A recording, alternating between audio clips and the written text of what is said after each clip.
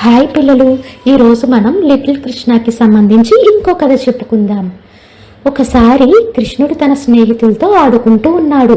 అందులో వాళ్ళన్న బలరాముడు కూడా ఉన్నాడు. కృష్ణుడు కొంచెం సేపటికి మట్టి తింటూ కనిపించాడు. అప్పుడు స్నేహితులు బలరాముడు చూసి యశోదమ్మ దగ్గరికి పరిగెట్టుకుంటూ వెళ్ళి ఇలా చెప్పారు, అమ్మా, కృష్ణుడు మట్టి తింటున్నాడు అని. తర్వాత యశోదమ్మ భయపడి కంగారుగా పరిగెట్టుకుంటూ కృష్ణుడి దగ్గరికి వెళ్ళి ఇలా అంది, కృష్ణ, నువ్వు మట్టి తింటున్నావా? అప్పుడు కృష్ణుడు, లేదు అమ్మా, నేను తినలేదు, వాళ్ళందరూ అబద్ధం చెప్తున్నారు అన్నాడు. కానీ యశోదమ్మ అది నమ్మలేదు. నమ్మకుండా నోరు తెరిచి చూపించు అని చెవు మెల్లి తిప్పింది.